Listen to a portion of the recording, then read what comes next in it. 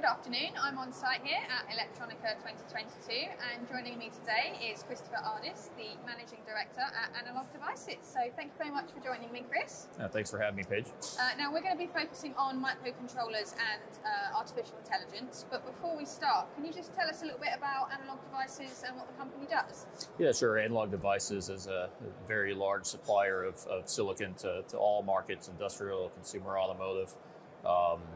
Recently, Analog completed the acquisition of Maxim Integrated, which is actually where the products I'll be talking about today come from. It's a quite large supplier to strategic industrial customers that we all know the names of, automotive customers. So pretty much every single electronic device you can usually find some kind of ADI content in there. Brilliant, thank you very much. So can you go into more detail for us on the microcontroller product lines that you offer? Yeah, sure. So we focus our microcontroller investment and time in three areas, really.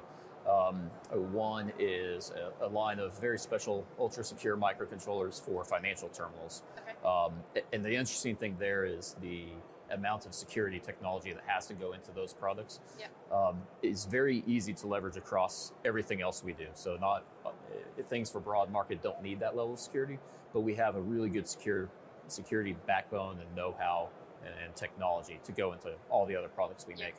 The second area is really a broad market and low power microcontroller family, usually Cortex M4F, 100 megahertz type products. And what we do there is we have very good low power technology. We bring that security technology. We bring some nice features for industrial robustness and things like that. Usually in very small sizes with very large memories. So that's a nice broad microcontroller product line. And then the third area we focus in is really an extension of that, but it contains a special AI accelerator, a convolutional neural network accelerator that we built that allows devices at the true edge that run on small batteries, even harvested energy sources, to make sense of images, make sense of the things they see around them, make sense of things they hear. So really bringing the power and the promise of AI to space, size, cost-constrained devices. Brilliant, sounds fantastic. And what are customers looking for when it comes to microcontrollers? I think when they are looking at our microcontrollers, they're looking for processing horsepower without breaking a power budget. And they're looking for that security of, my IP is secure, my data transmission is secure, my manufacturing flow is secure. And so they're looking for those types of things, especially as they move towards the edge, when they want to move algorithms from the cloud or from edge servers, things like that, to actually be co-located with the sensor. That's all the technologies that they need. Right? They need to take advantage of higher horsepower, running algorithms at the edge. That brings with it all the security concerns, size concerns, power concerns, things like that. Now, an AI sort of revolution is underway, allowing machines to see, hear, and sense the world around them. So what can AI enable in edge devices? So it's really as simple as kind of what you just first said, see, hear, and sense the world around them. AI is really fancy pattern recognition. Our brains are really fancy pattern recognizers. So anything where you recognize a person's face or their voice or a word, that's a pattern recognition job. And so when you think about what it can bring to the edge, is that kind of pattern recognition. So maybe you have a very small battery-powered sensor that counts the number of people in a room. Maybe you have a very small sensor that can tell you, is there a person in the frame? So you turn on a bigger powered security system camera, send a picture over a cell link, and start to consume the power. But we can be the low power wake up circuit that makes sure you don't fire on a leaf blowing through the room or something like that.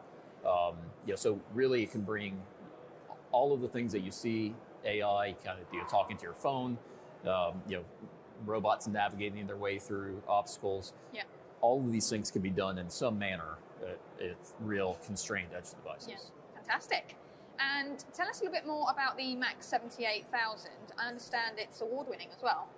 So it's our first product that we released with that convolutional neural network accelerator.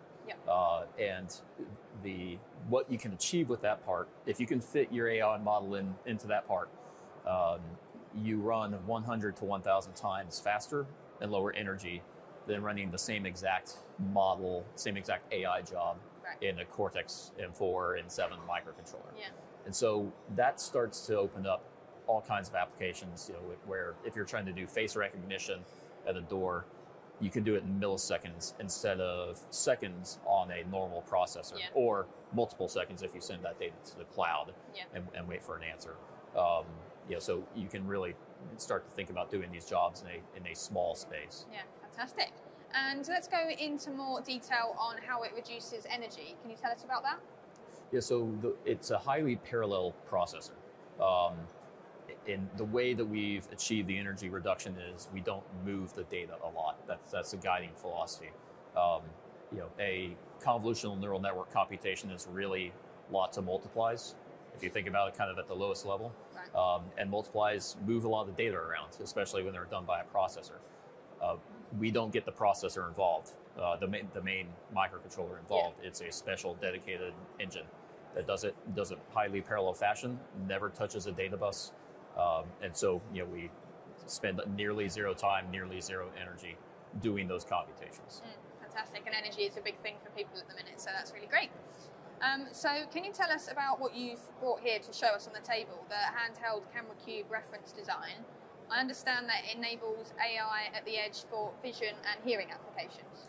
Yeah, so this is called the Max RefDes 178, or the camera cube is the slightly easier name. And it contains two of our AI chips, one tied to microphone, one tied to the very small, kind of low resolution camera. And it's really kind of a demo vehicle to prove that these AI tasks can be done quickly and at very low energy. There's a very tiny battery in here, and we can demo things like Face ID, wake word recognition, which is, is there a person in the frame, yes or no, like simple questions like that. We can look at numbers written on a page, find them, and actually analyze them.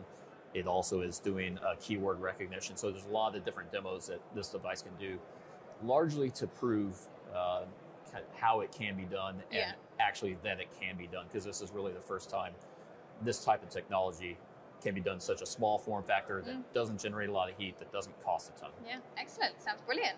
So let's move on now to talk about Ultrasecure Micros.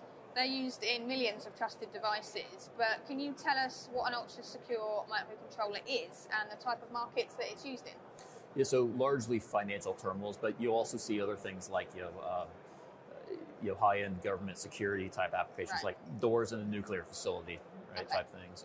You also see them used in things like very high-end IP protections and digital cinema projectors. Yeah. And these devices take security to another level. They not only is the cryptography analyzed against side channel attacks, it's very robust, and things like secure bootloaders and secure architecture of the system are all implemented in these devices. But they also implement a high degree of physical security. Right. So if you ever open one of these devices that has one of our parts in it, you'll see blind switches, you'll see meshes printed in the PCB, you'll see actual physical meshes, boxes built inside the device to really protect the secure guts of the system. Once you've opened that system, the keys are gone. All your secrets are gone, all your sensitive information's gone.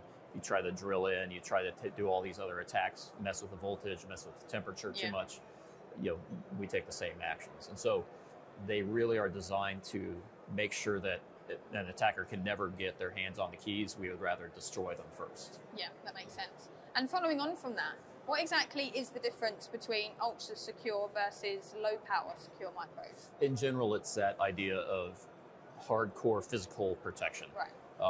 A lot of applications don't need that. A lot of applications are good with robust cryptography, secure boot, things like that. Yeah.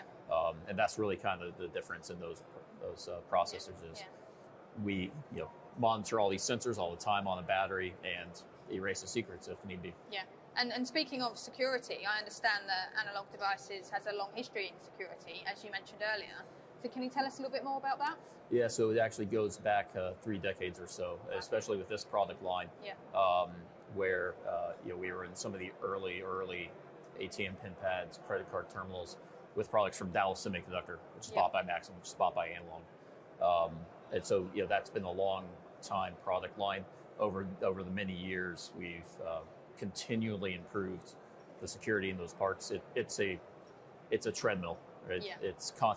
We're constantly trying to stay ahead of the attackers. The attackers are constantly getting better. Yeah. So it's everybody's in a foot race Yeah, all the that time. sounds quite hard. Yeah. And finally, what development tools and support do you offer? So development tools for most of these parts are things like IAR and Kyle and Eclipse. I think what satisfies most embedded design engineers. And then from a support perspective, we have lots of example code libraries, things like that. We have a worldwide sales force in position to help customers everywhere. Yeah. Technical support teams internal to the company to help. So there's a lot of good support out there for customers looking for it. Excellent, brilliant. Well, thank you for taking the time to talk with me today and for bringing the product along to demo. I hope you enjoy the rest of the show. Great, thanks, Paige. Excellent, Thank you very much. you.